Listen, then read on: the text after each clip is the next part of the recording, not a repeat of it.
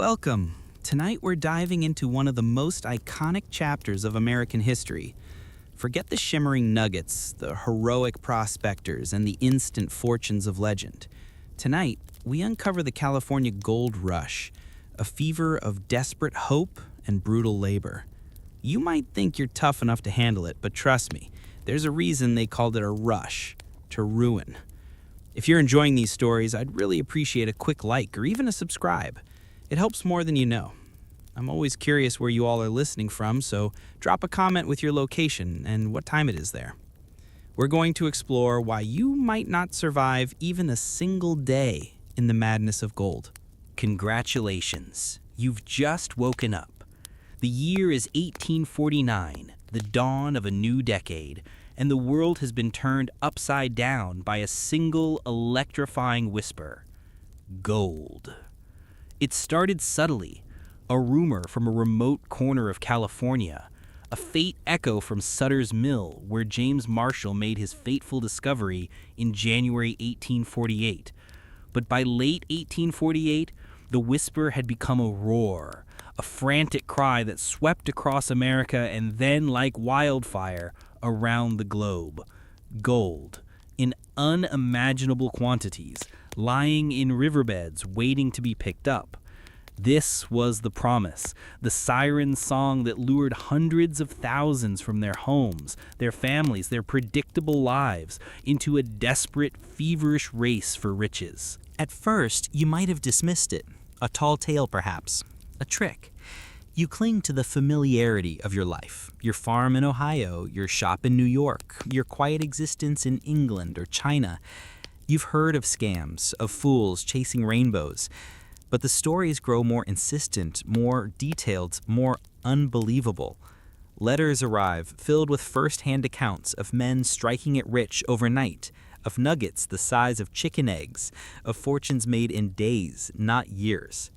Newspapers, hungry for sensational headlines and eager to sell copies, print exaggerated reports, fueling the frenzy, painting a picture of a land flowing with easy wealth. The California dream is born, a vision of instant wealth, of escaping poverty, of building a new life free from the drudgery and social constraints of the old. The psychological appeal is immense, almost irresistible. It taps into the deepest human desires, for security, for status, for a chance to rewrite one's destiny, to escape the grinding poverty or the rigid class structures that defined so many lives. It promises a clean slate, a new beginning, a chance to become someone entirely new. Imagine the decision. You have a family, responsibilities, a life that, well, perhaps not prosperous, is at least stable. You have a wife, children, a small plot of land, or a modest trade. But the thought of gold, of unimaginable wealth, begins to gnaw at you. It's a constant burning sensation, a fever that consumes your thoughts, your dreams, your very being, eclipsing all other considerations. You see your neighbors, your friends packing up, selling everything they own, heading west with a wild look in their eyes. The fear of being left behind, of missing out on the greatest opportunity in human history, of watching others succeed while you remain stagnant, becomes a powerful motivator, a social contagion. The societal pressure is immense, a collective madness taking hold as entire towns empty out. Old men, young boys barely out of childhood, seasoned farmers, respectable lawyers, dedicated doctors, even preachers, all succumb to the lure, abandoning everything for the promise of California, driven by a shared delusion. The journey itself is a testament to this desperation, a grim filter for the truly committed. For those on the East Coast, it means a perilous sea voyage around Cape Horn, the notoriously stormy southern tip of South America. Imagine months of relentless storms, mountainous waves that threaten to swallow your ship whole, and the constant fear of capsizing in the frigid, unforgiving waters. Or a shorter but equally perilous journey to the Isthmus of Panama, followed by a dangerous, fever-ridden overland trek through malaria-infested jungles, and then another sea voyage up the Pacific coast, battling disease and uncertainty. Disease, starvation, and cramped, unsanitary conditions were constant companions. Many died before even reaching California, their dreams drowned in the vast ocean or buried in the mosquito-infested swamps of the isthmus, their bodies never to be found. But for the majority, the journey meant the brutal overland trek across the vast, unforgiving American continent. You joined a wagon train, a desperate horde of thousands, all driven by the singular, overwhelming desire for gold. This was the California Trail, a branch of the more famous Oregon Trail, stretching over 2,000 miles of desolate plains, towering mountains, and scorching deserts. You sell your farm, mortgage your future, leave your family with a desperate promise to return rich, a promise that often went unfulfilled. This is not a casual trip. It is an act of profound desperation and immense hope, a gamble with your very life, your entire future, and the well-being of those you leave behind. The psychological impact of this decision is immediate and profound. You are severing ties, leaving behind everything familiar, the comfort of routine, the security of community, the predictability of your old life, all vanish, replaced by uncertainty, fear, and a gnawing anxiety about the unknown. Yet the dream of gold, the intoxicating vision of a life transformed, pushes you forward, overriding all doubts. You are driven by a singular, overwhelming desire, a fever that consumes your thoughts, your dreams, your very being. The whisper of gold has become a roar, and you are caught in its irresistible current, heading towards a land that promises everything, but will demand far more than you can imagine. Your world, once familiar and comforting, is slowly, inexorably transforming into a nightmare, and you are trapped within its chilling embrace, watching the very source of life wither before your eyes, and feeling your own life ebb away, mile by agonizing mile. You've succumbed to the whisper of gold, abandoning your old life for the promise of California. You felt the fever of anticipation, the desperate hope for a new beginning. Now, the true test begins, the perilous journey itself. Forget the romanticized images of cheerful pioneers rolling across pristine prairies, singing songs around campfires, and facing only minor inconveniences.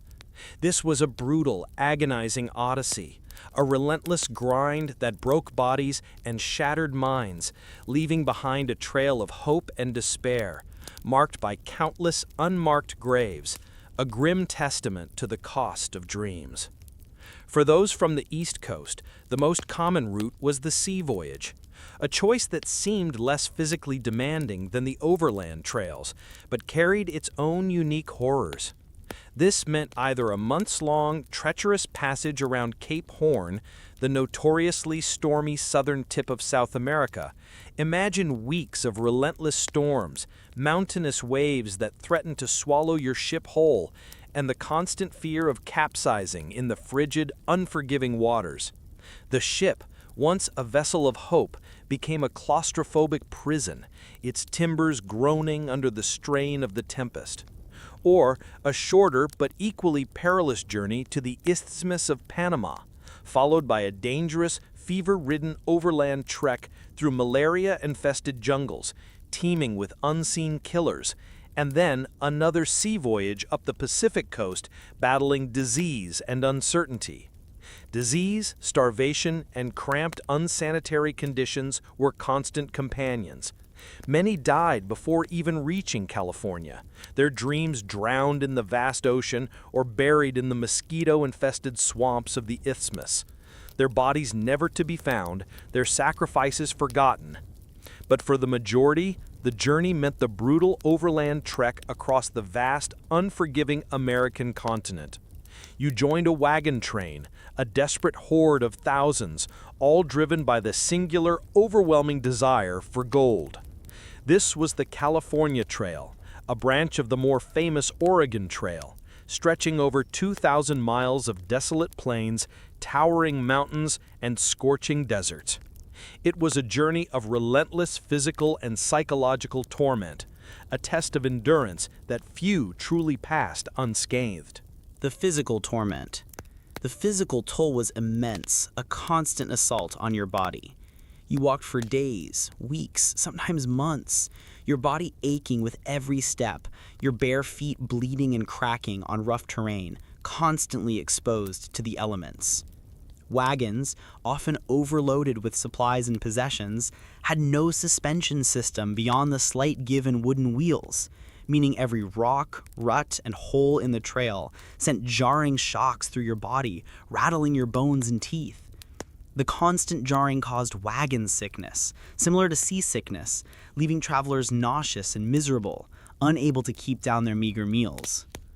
The work was relentless, pushing wagons through deep mud, pulling them up steep, rocky inclines, crossing treacherous rivers where currents threatened to sweep you away. Your muscles screamed in protest, your back ached with a chronic, dull throb, and exhaustion became a constant companion, a heavy cloak that never left you. The environment itself was a cruel adversary, constantly testing your limits.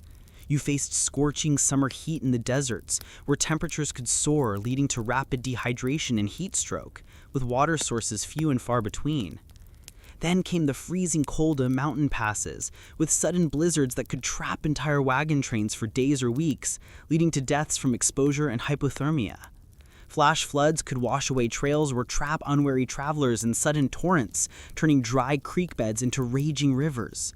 Droughts withered crucial water sources, leaving men and animals parched and desperate, their cries echoing in the parched air. The landscape, while breathtakingly beautiful in its vastness, was utterly unforgiving, a constant reminder of your vulnerability and insignificance. Disease as the primary killer was the #1 killer on the overland trails, claiming far more lives than Native American attacks or accidents combined. Cholera, a bacterial infection spread through contaminated water, was particularly devastating. This horrible illness caused severe diarrhea and vomiting, draining the body of fluids so quickly that a person could be healthy at breakfast and dead by dinner. There was no effective treatment available, and entire wagon trains would sometimes lose dozens of people in a single cholera outbreak, their bodies left by the roadside. Other diseases like dysentery, typhoid, and mountain fever claimed countless lives, slowly sapping strength and vitality. Children were especially vulnerable, with many families losing multiple children during the journey, their small graves dotting the landscape. Medical care was rudimentary at best, often consisting of folk remedies or patent medicines that did little to help and sometimes made conditions worse, offering false hope. Accidents and dangers. Accidents were shockingly common, a grim inevitability of the journey. Wagons frequently broke down, with wheels cracking or axles snapping miles from the nearest settlement, leaving families stranded and vulnerable. River crossings could turn deadly in minutes if animals panicked, creating deadly pileups that drowned cattle and people alike. Firearms accidents were common, as most travelers were inexperienced with weapons but carried them for hunting and protection, often leading to accidental shootings. Being crushed by wagon wheels, drowning in treacherous rivers, or being kicked by draft animals were frequent causes of death, adding to the grim tally. The psychological toll of the journey was immense, a constant assault on the mind. Families buried children, parents, and spouses along the way, often in unmarked graves, then had to continue traveling immediately. There was no time for extended grief on the trail, no space for proper mourning. Each day's delay meant less chance of crossing the mountains before winter snows made passes impossible, a constant pressure. The constant stress, the profound grief, the relentless physical hardship, and the pervasive fear of the unknown led many travelers to mental breakdown. Prairie madness, a form of severe depression or psychosis, was not uncommon among trail migrants, driven to despair by the relentless suffering and isolation. The vast, empty landscape, while beautiful, could also induce profound feelings of loneliness and insignificance, amplifying their despair and making them feel utterly alone in the world. The perilous journey to California was a grim filter, separating the desperate from the truly desperate, the strong from the broken. It was a testament to human endurance, but also to the brutal indifference of nature and the horrifying cost of chasing a dream. Many arrived at their destination having spent all their money and resources on the journey itself, malnourished, ill, and utterly exhausted, only to find that the Promised Land had its own harsh realities, its own set of trials. The trail was lined with makeshift crosses and stone markers, a silent, haunting testament to the thousands who never made it, their dreams buried beneath the dust of the unforgiving West, their sacrifices forgotten by all but the wind. You've survived the perilous journey, the physical torment, and the psychological scars of the trail. You've arrived in California, the promised land of gold. But forget the orderly towns and the clear rule of law you knew back east, the comforting presence of sheriffs and judges. This is a new world, a raw, untamed frontier where gold was king and law was a fleeting concept, replaced by anarchy and arbitrary justice. This was the environment that truly twisted minds and broke humanity, pushing individuals to their moral limits. The goldfields were a chaotic, sprawling mess of makeshift camps and burgeoning towns, springing up overnight wherever gold was discovered. There was no established government, no police force, no courts, no prisons, no formal institutions of control. The influx of hundreds of thousands of men, all driven by desperate greed, created a vacuum of authority, a breeding ground for violence, theft, and exploitation. It was a social experiment in raw human nature, where the veneer of civilization was stripped away, revealing primal instincts.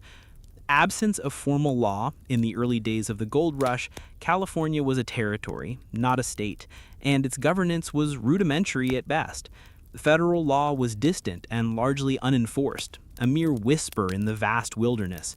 Local governance was rudimentary, often consisting of hastily formed mining camps with elected alcaldes or justices of the peace, who held little real power beyond what they could enforce by force of arms.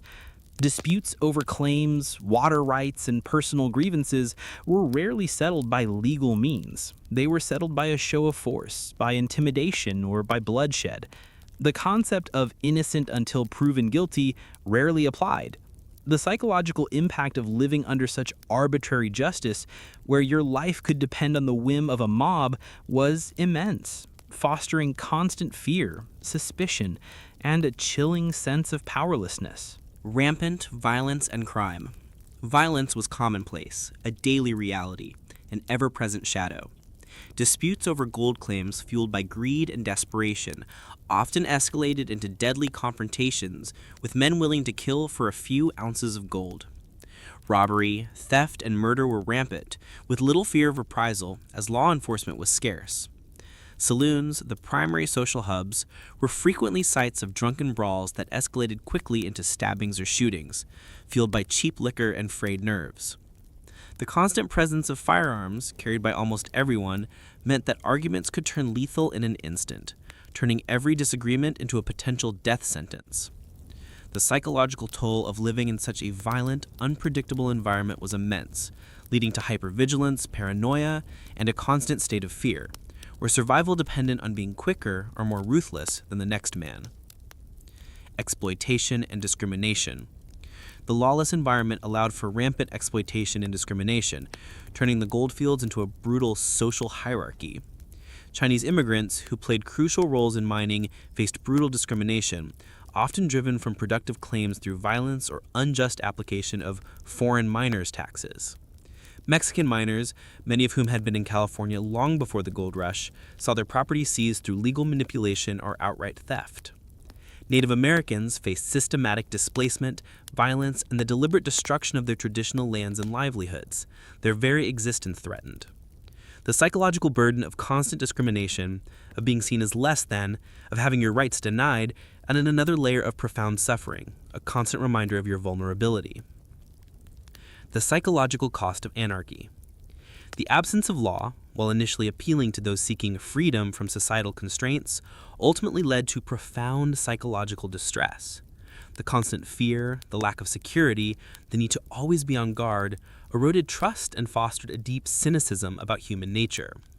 Men became hardened, ruthless, and self-reliant to an extreme degree, often at the cost of their own humanity.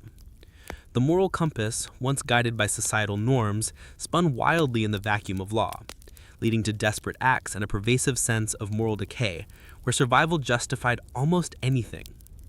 The lawless lands of the California Gold Rush were a crucible, a terrifying experiment in human nature. They revealed what happens when the veneer of civilization is stripped away and humanity is left to its darkest impulses, driven by desperate greed.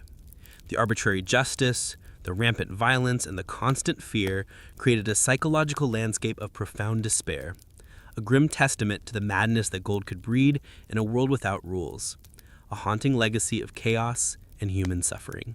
You've survived the perilous journey and the terrifying anarchy of the goldfields.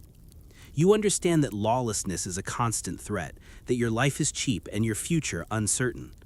But now, the true, relentless adversary emerges, the brutal, back-breaking labor of mining itself, combined with the rampant diseases that thrived in the squalid conditions. Forget the romantic images of men casually picking up gleaming nuggets from crystal-clear streams. This was a physical and psychological torment that pushed the human body to its absolute breaking point, often leading to a slow, agonizing death, a grim end to the dream of riches. The work was some of the most physically demanding labor imaginable, a relentless assault on the human frame. For placer mining, searching for loose gold in streams, you'd spend hours bent over in ice-cold mountain water, often up to your waist, sifting through sediment with a pan or a sluice box. Your hands would crack and bleed from constant exposure to the frigid water and rough materials, becoming raw and painful. Your back would ache from the hunched position, your muscles screaming in protest, a constant dull throb that never subsided. The repetitive motion, the constant strain, wore down the body relentlessly. And after all that immense effort, you'd be lucky to find a few tiny flakes of gold worth pennies, a cruel mockery of your immense labor, a constant reminder of the elusive nature of wealth. Extreme physical exertion. Whether you were panning, digging, or operating a sluice, the work was relentless, from dawn until dusk, often 10 to 12 hours a day, 6 or 7 days a week. There were no weekends off, no vacations, and certainly no ergonomic considerations or safety regulations. Your body was your primary tool, used until it broke down, a disposable commodity in the pursuit of gold. This constant physical strain led to chronic pain, permanent injuries, hernias, ruptured discs, joint damage, and premature aging. Men in their 30s looked 50 or 60, their bodies permanently hunched, arthritic, and ravaged by toil. Hard rock mining horrors. If you ventured into hard rock mining, digging for veins of ore in the mountains, the dangers multiplied exponentially, becoming truly terrifying. Tunneling into unstable rock without modern safety equipment or engineering knowledge led to frequent cave-ins that crushed miners where they stood, burying them alive in the dark, suffocating earth. Poorly ventilated shafts filled with toxic gases like carbon monoxide, odorless but deadly, silently suffocated miners who had no warning of the danger, collapsing in the darkness.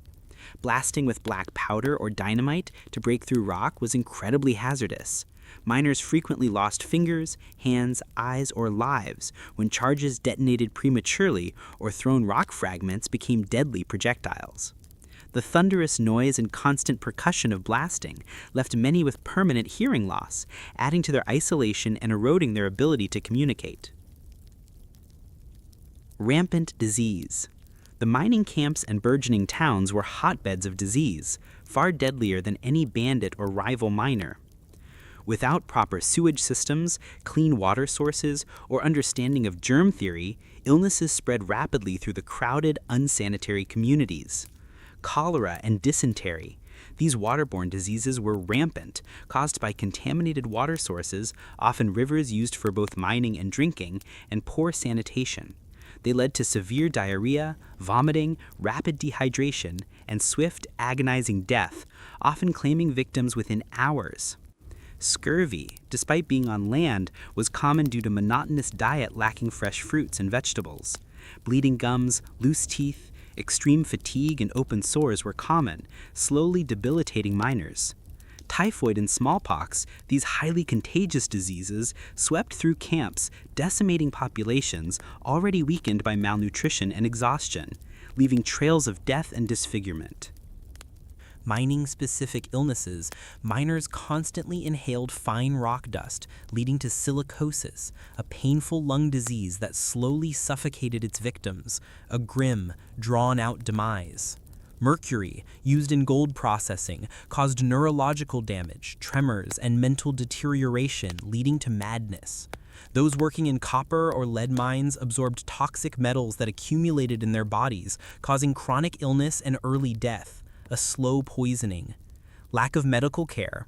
Medical care was rudimentary at best. Most doctors had little or no formal training, often charlatans or former barbers. Surgical procedures were performed without anesthesia beyond whiskey or morphine, and sterilization was virtually unknown, leading to rampant post-surgical infections.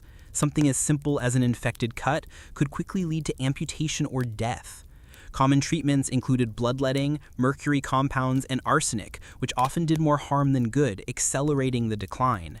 If you were injured or fell ill on the frontier, your survival often depended more on luck than medical intervention, a desperate gamble against overwhelming odds. The body's breaking point was a constant grim reality in the gold rush. Men arrived strong and healthy, driven by the dream of gold, only to be consumed by relentless labor and rampant disease. The physical suffering was immense, a constant gnawing pain that slowly eroded their strength, their dignity, and their very lives, leaving behind a trail of broken bodies and shattered dreams.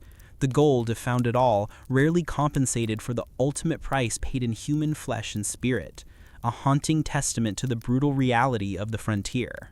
You've endured the brutal labor, the pervasive disease, and the constant threat of physical breakdown. You understand that the goldfields are a place where the body is pushed to its limits, but the gold rush offered another, more insidious path to ruin, the madness of luck, fueled by rampant gambling and pervasive alcoholism. Forget the romanticized image of rugged individualists building fortunes through hard work alone, their success a testament to their virtue. For many, the goldfields were a vast, open-air casino and a bottomless tavern, where fleeting hope quickly dissolved into despair, addiction, and self-destruction, consuming minds and souls. The very nature of prospecting was a gamble, a constant roll of the dice. You could toil for weeks, months, or even years, digging, panning, sifting, finding nothing but dirt and rock. Or, with a single swing of a pickaxe, a lucky pan, you could strike it rich, finding a nugget or a rich vein. This inherent unpredictability, this tantalizing promise of instant fortune, bred a feverish, desperate optimism that often bordered on delusion. Men became obsessed with the big strike, convinced that their luck was just around the corner, pouring every ounce of their energy and every meager earning into the endless search, chasing a phantom. Rampant gambling was ubiquitous in the mining camps and towns, the primary form of entertainment and a desperate attempt to bypass the brutal labor. Every saloon, every makeshift tent housed card games, poker, faro, dice rolls, and other forms of betting. Men would wager their last nuggets, their claims, their horses, even their clothes in a desperate attempt to multiply their meager earnings or to escape the crushing reality of their failures. The thrill of the gamble, the fleeting hope of a win, was a powerful, addictive lure, a brief rush of adrenaline. Fortunes could be won and lost in a single night, leaving men penniless and desperate again, trapped in a cycle of hope and ruin, chasing the next big score. Pervasive alcoholism.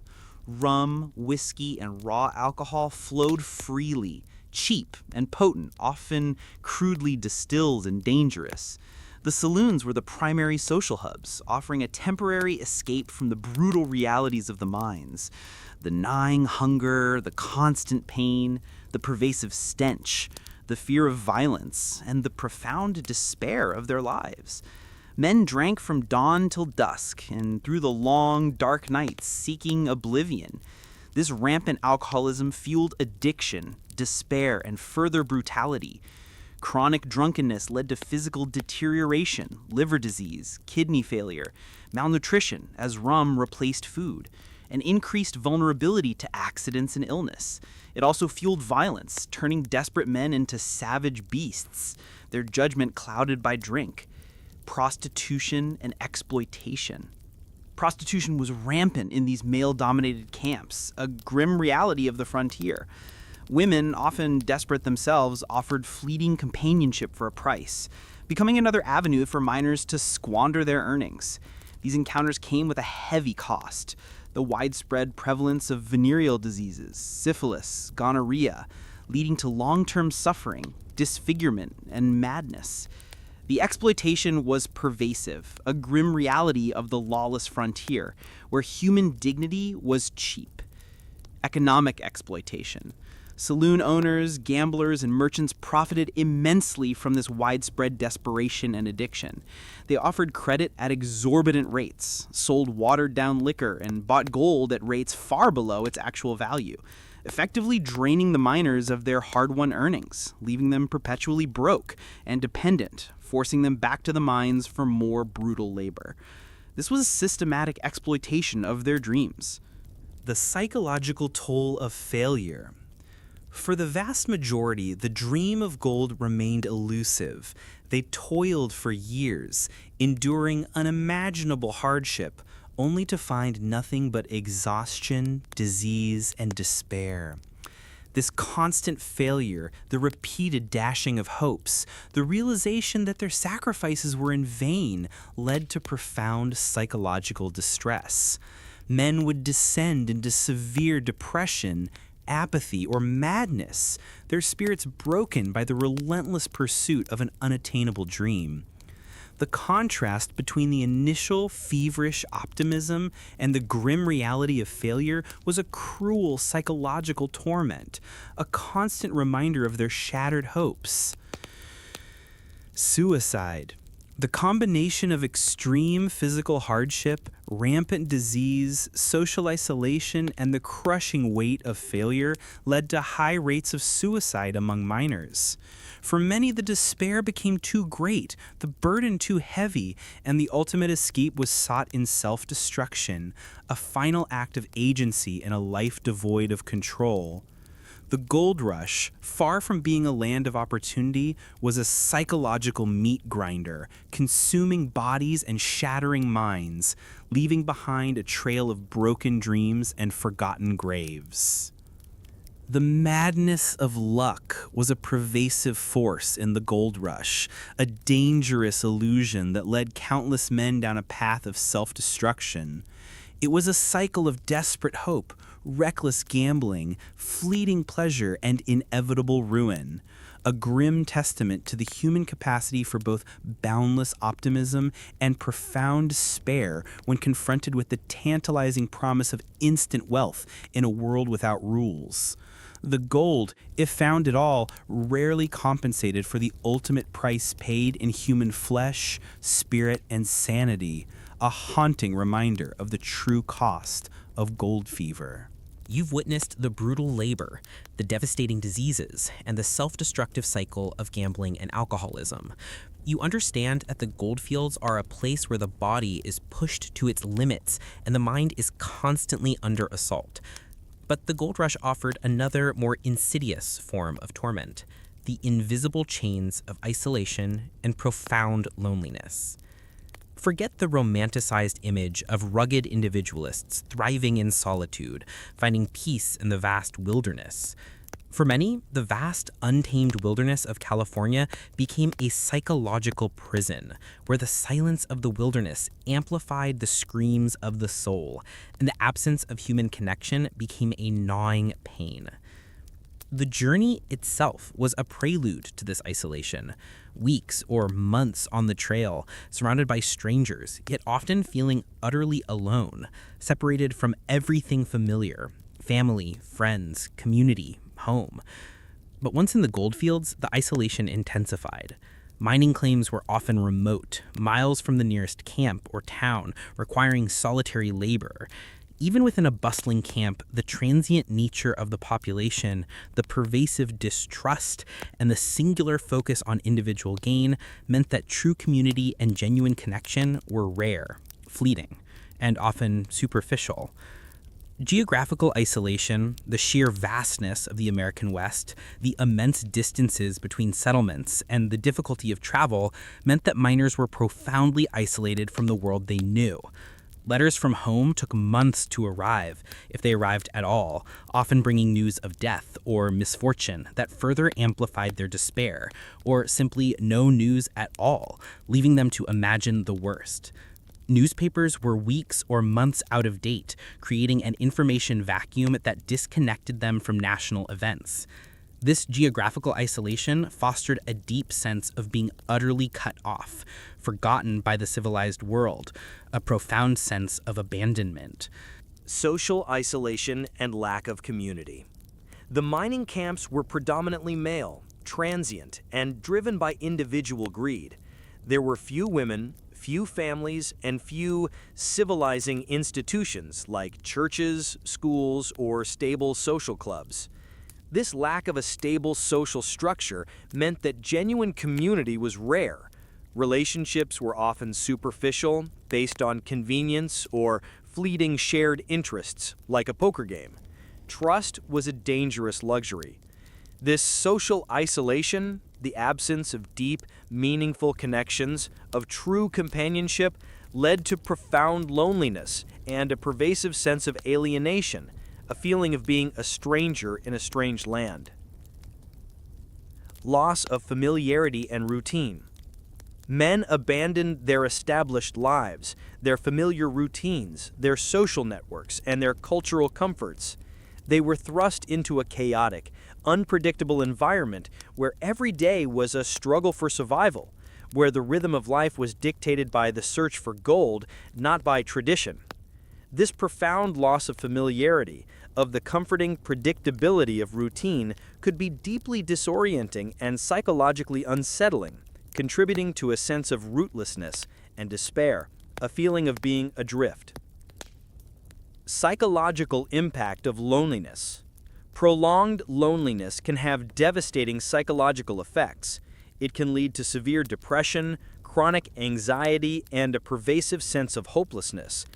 Men might withdraw further into themselves, becoming sullen, irritable, or even violent, their emotions frayed by isolation.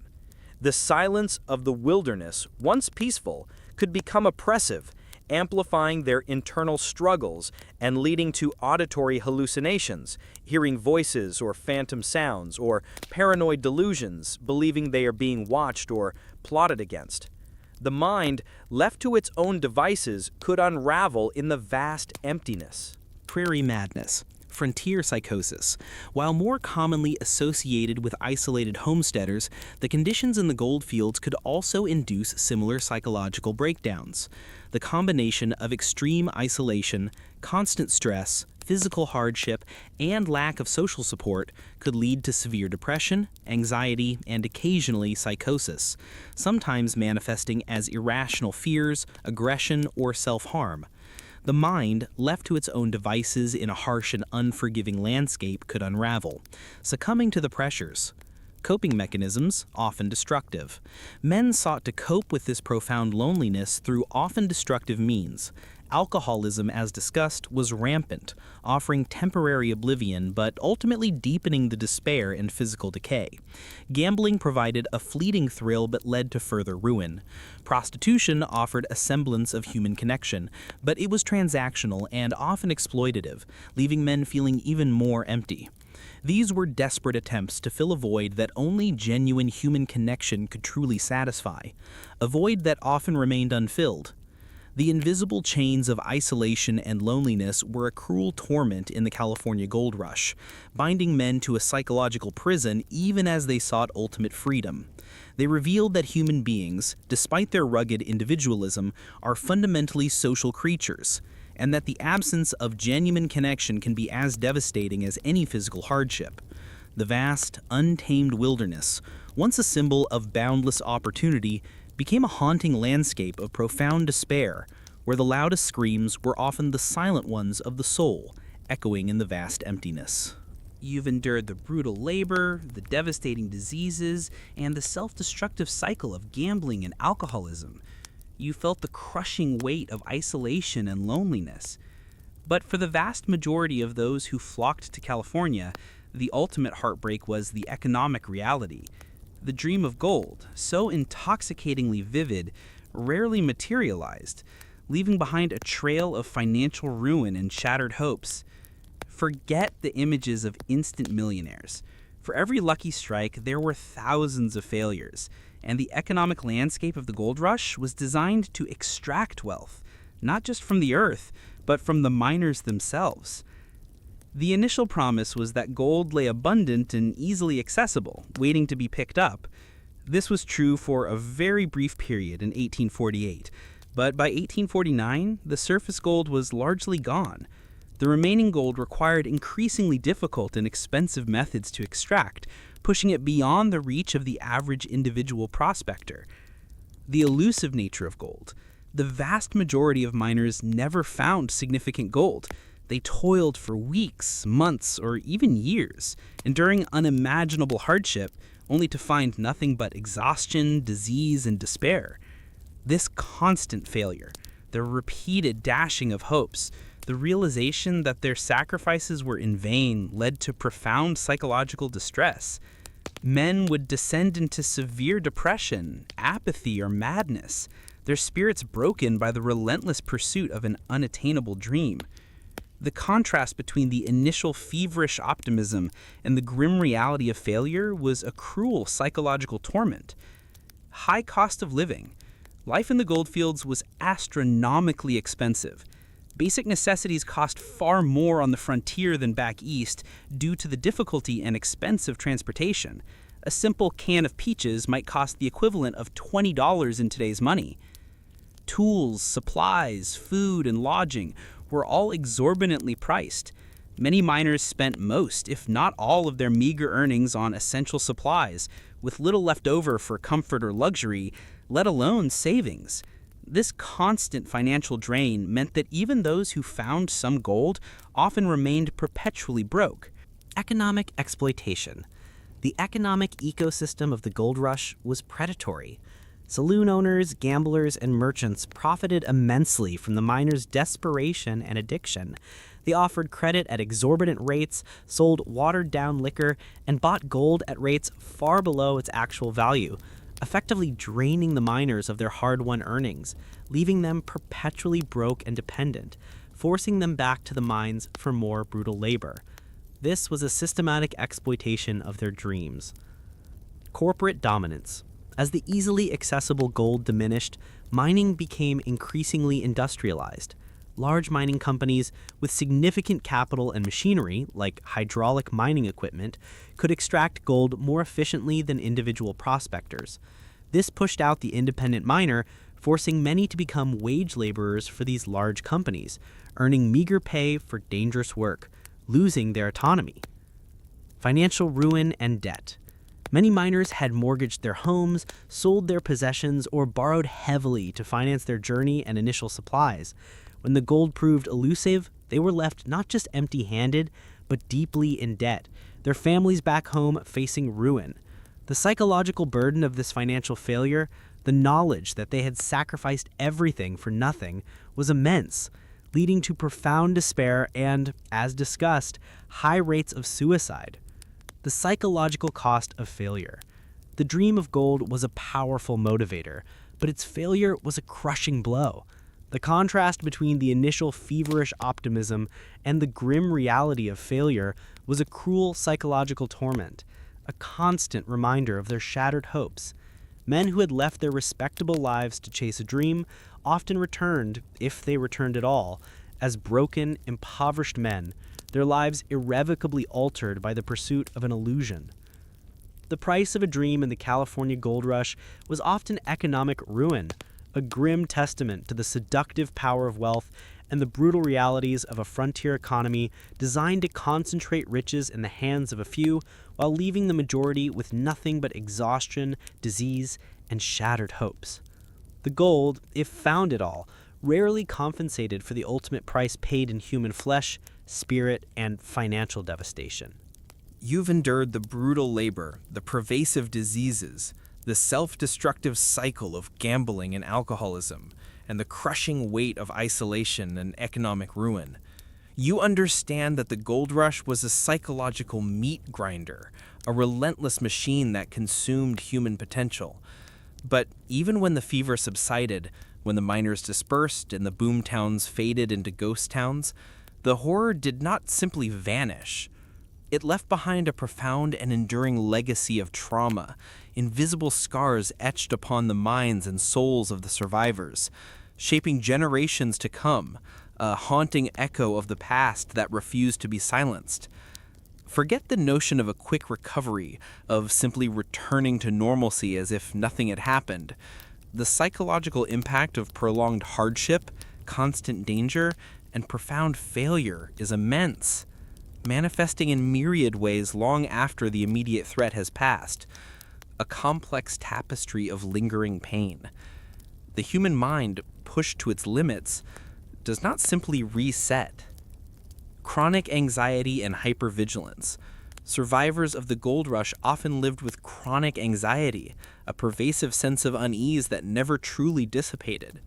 The constant threat of violence, the fear of economic ruin, and the memory of pervasive disease left them perpetually on edge, their nervous systems permanently rewired for danger. They might remain hypervigilant, constantly scanning their environment for signs of threat, unable to fully relax, even in safe surroundings. Every sudden noise, every unexpected shadow could trigger a cascade of terrifying memories, turning mundane moments into relived horrors. This constant state of alert was utterly exhausting, eroding their physical and mental well-being. Trust issues and social breakdown. The breakdown of trust in the lawless goldfields left deep, festering wounds that rarely healed. Survivors might struggle to trust others, even family members, remembering the desperate acts and betrayals they witnessed or committed. This could lead to profound social isolation, difficulty forming genuine bonds, and a pervasive cynicism about human nature, a belief that everyone was ultimately out for themselves. The experience of extreme individualism and competition often eroded their capacity for true community, leaving them feeling alone, even in a crowd. Relationships became transactional, built on suspicion rather than genuine affection. Guilt and moral injury. For those who made desperate choices to survive, stealing, abandoning loved ones, engaging in violence, or witnessing unspeakable acts, the psychological burden of guilt and moral injury could be immense. They might be haunted by their actions, tormented by vivid nightmares, and struggle with profound self-condemnation, a constant internal battle against their past. This could lead to severe depression, self-loathing, and a perpetual sense of unworthiness, a feeling of being forever tainted by the horrors they endured or inflicted.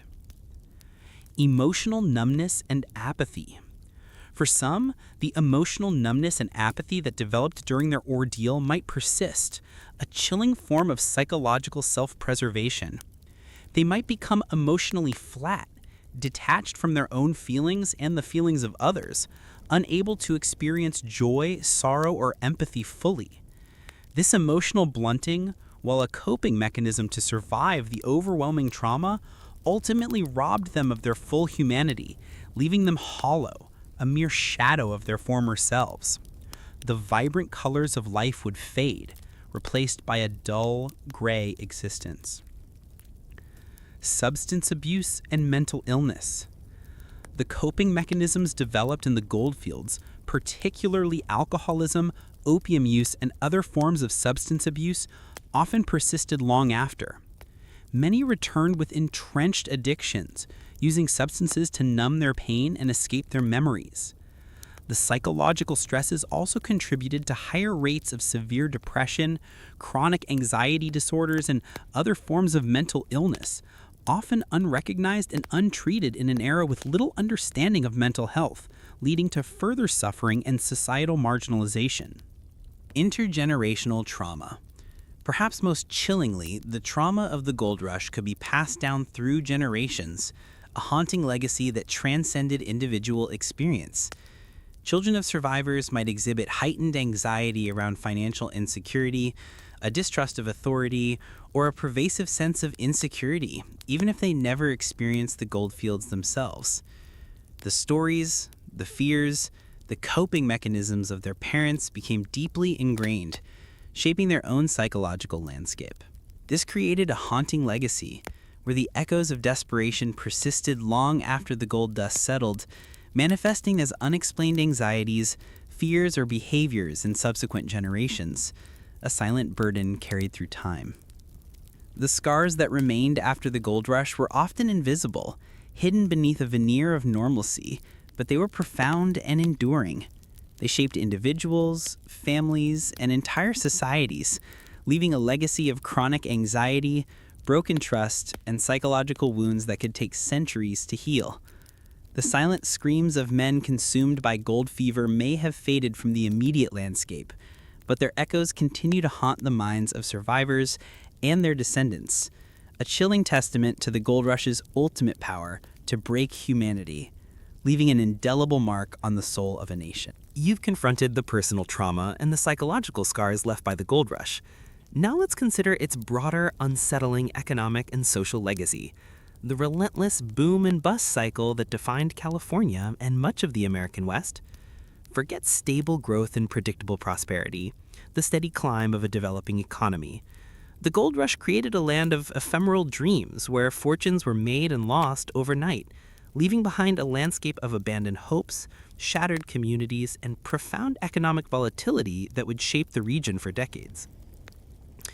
The initial discovery of gold triggered an unprecedented economic boom, drawing hundreds of thousands to California with the promise of instant wealth.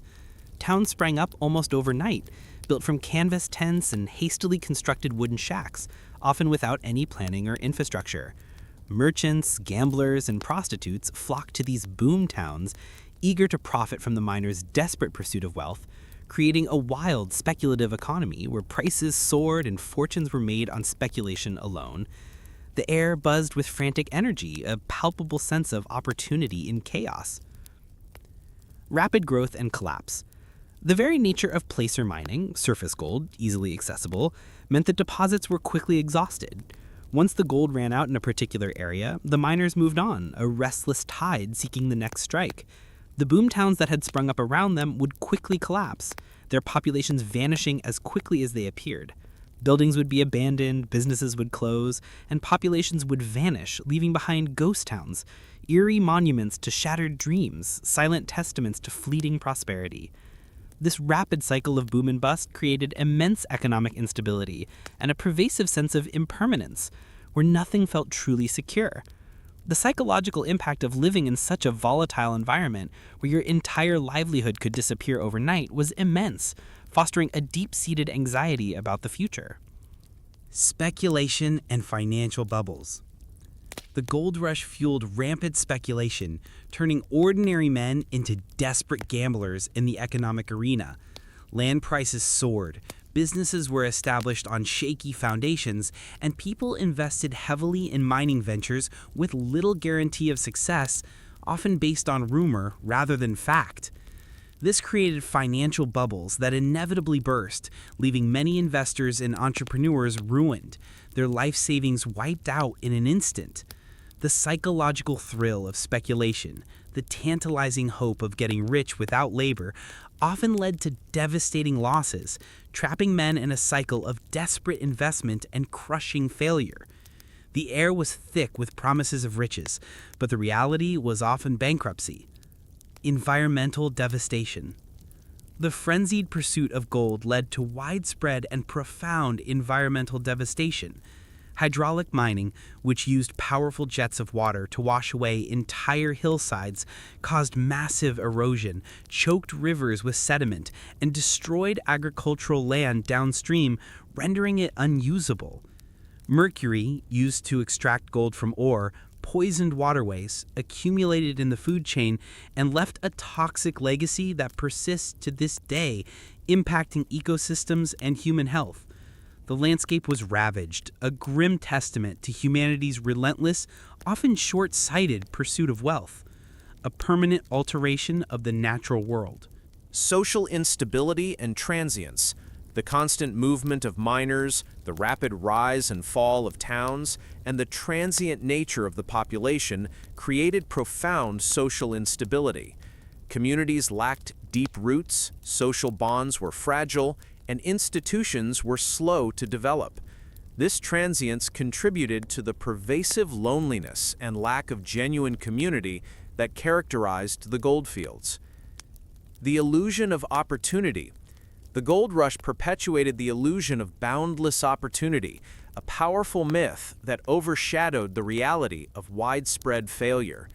This myth continued to draw new waves of hopefuls, only for them to encounter the same brutal realities and economic exploitation that had ruined those before them.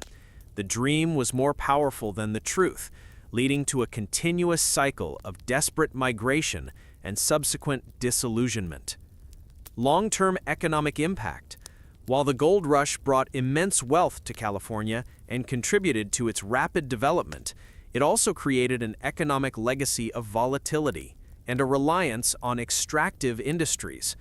The boom and bust mentality, the speculative fever, and the willingness to take extreme risks for quick profits became ingrained in the region's economic culture, with long-term consequences that extended far beyond the goldfields. The boom and bust cycle of the gold rush was a grim economic and social experiment, revealing the ephemeral nature of wealth built on fleeting resources. It created a landscape of shattered dreams and abandoned hopes, a chilling testament to the madness that gold could breed, not just in individuals, but in an entire society. The echoes of this economic volatility continue to haunt regions shaped by such rapid, unsustainable growth. You've explored the economic realities and the boom and bust cycle of the gold rush, a story of human greed and ambition. But beneath the surface of this frenzied pursuit of wealth lies perhaps the most tragic and morally reprehensible chapter: the systematic displacement, violence, and genocide inflicted upon the Native American populations of California. Forget the romanticized cowboys and Indians narratives, the simplified tales of frontier conflict. This was a brutal, deliberate campaign of extermination, a hidden horror that stained the very ground with innocent blood. Before the gold rush, California was home to hundreds of distinct Native American tribes and nations with diverse languages, cultures, and sophisticated ways of life, some dating back thousands of years. They lived in harmony with the land, their societies intricately woven into its ecosystems. The sudden influx of hundreds of thousands of gold seekers shattered this ancient world, unleashing an apocalypse. Massacre and violence. The arrival of the miners brought unprecedented violence. Native Americans were seen not as people, but as obstacles to the gold, as savages to be removed. Miners, often operating outside the law, formed vigilante groups that launched unprovoked attacks on native villages, massacring men, women, and children. The state of California itself funded and organized militias that systematically hunted down and killed Native Americans, paying bounties for scalps. This was not just sporadic violence. It was a deliberate campaign of extermination, a state-sanctioned genocide. Disease and starvation. Beyond direct violence, disease, brought by the new arrivals, decimated native populations who had no immunity to European illnesses like smallpox, measles, and cholera. The destruction of their traditional lands, the pollution of rivers by mining operations, and the deliberate killing of game animals like deer and elk led to widespread starvation. Their traditional food sources were obliterated, forcing them into desperate circumstances. Forced displacement and enslavement. Native Americans were systematically driven from their ancestral lands, often forced onto barren reservations where they faced further starvation and disease. Many were illegally enslaved, forced to labor in the mines or on farms, their basic human rights utterly denied. Children were often kidnapped and sold into servitude. Cultural destruction. The gold rush not only destroyed native lives, but also their cultures.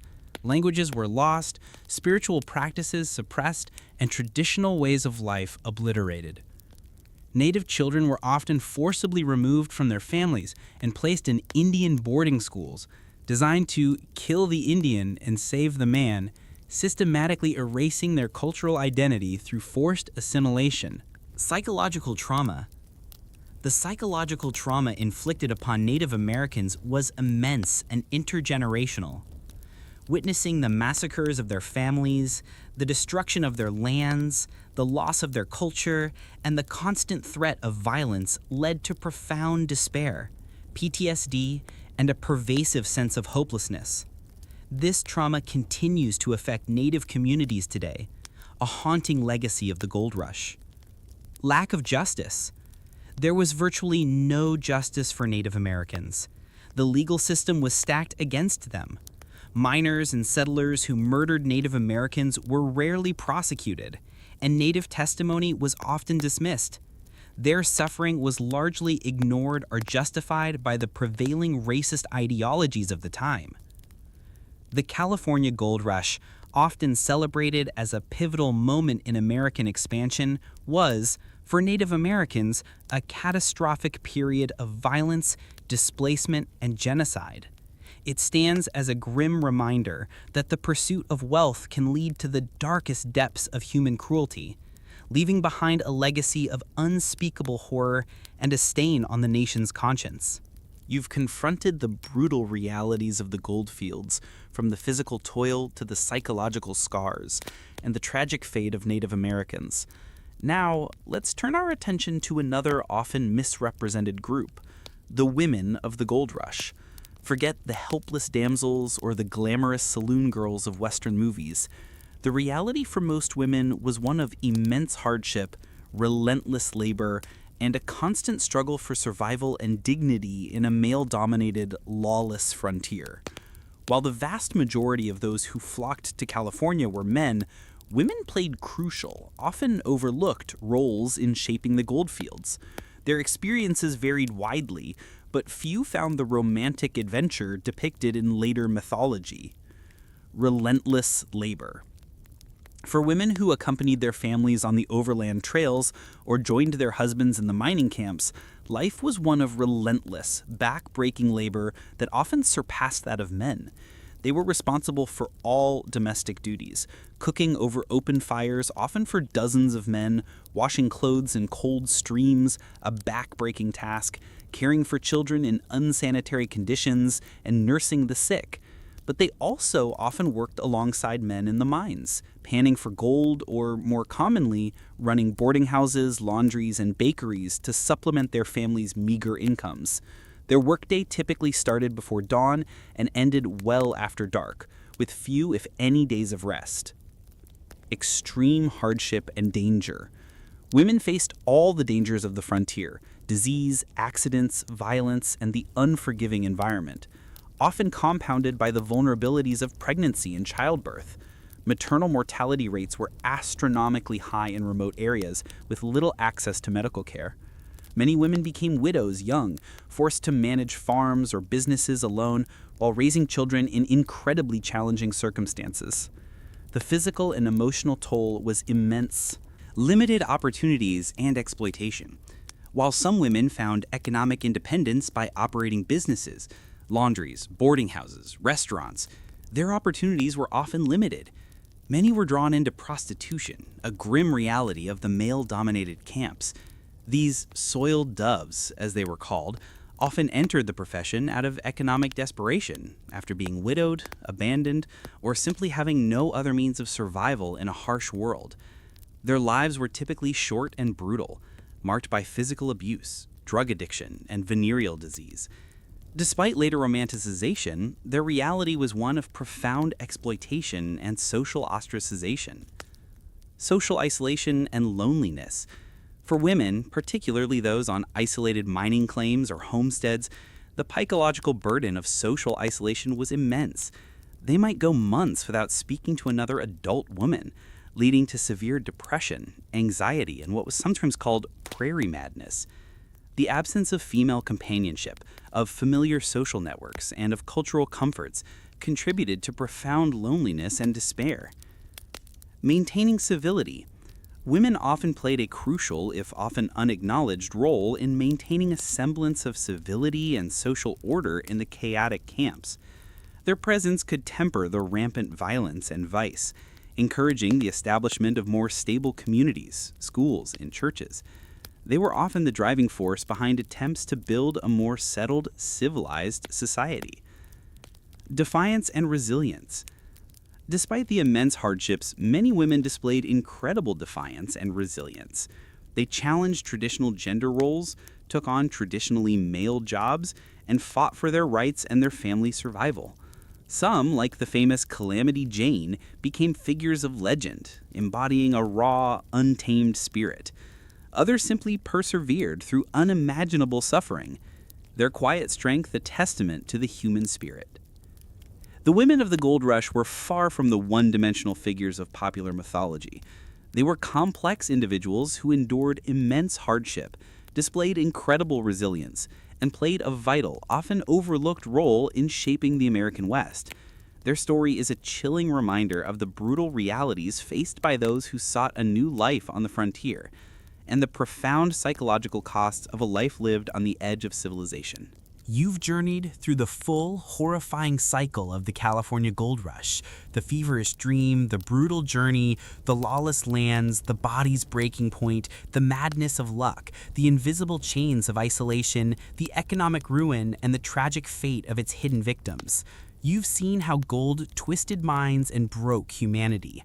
Now, let's conclude by confronting its ultimate enduring legacy, the echoes that reverberate through time, shaping generations, influencing American identity, and leaving invisible marks that persist long after the last nugget was found. Forget the simplistic, triumphalist narrative of westward expansion.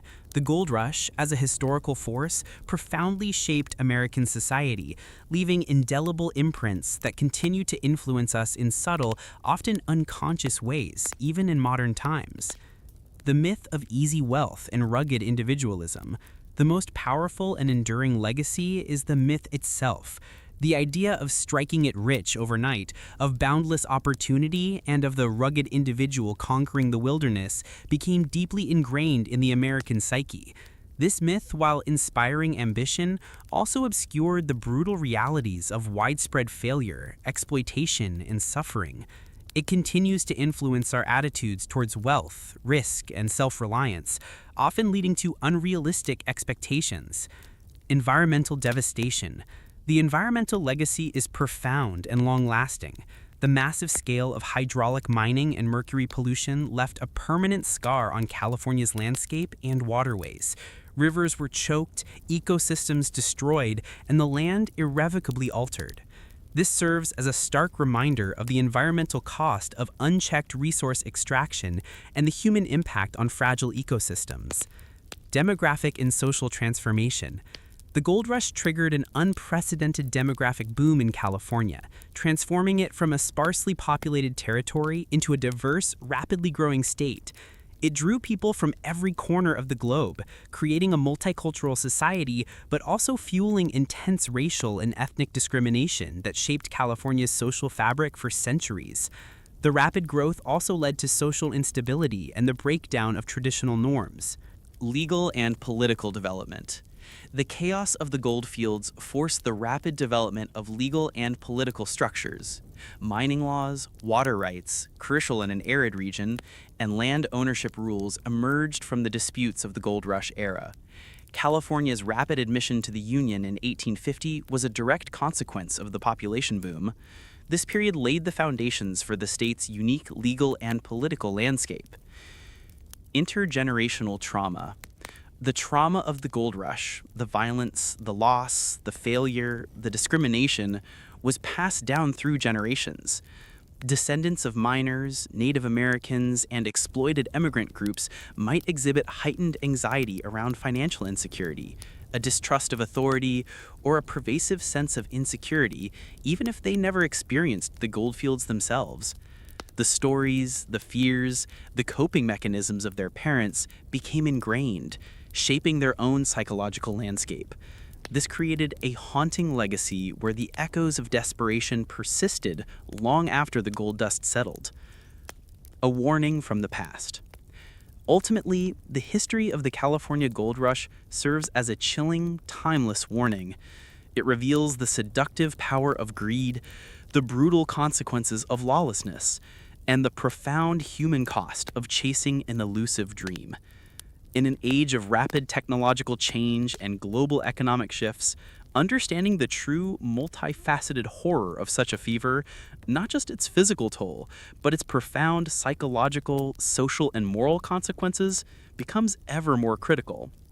The silent screams of men consumed by gold fever continue to echo, urging us to remember, to learn, and to act with greater wisdom. The California gold rush, in all its terrifying manifestations, is a profound and enduring force in American history. It is a testament to humanity's ultimate vulnerability, but also to its incredible, albeit scarred, resilience. The echoes of gold fever reverberate through time, shaping our economy, our culture, and our psyches.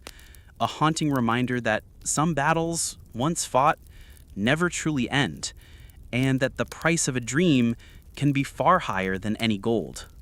So tonight, as you drift off to sleep, perhaps you'll ponder the abundance in your own life and the invisible burdens that history's madness has left on the souls of generations. A chilling whisper from the past that reminds us of the true cost of chasing a dream.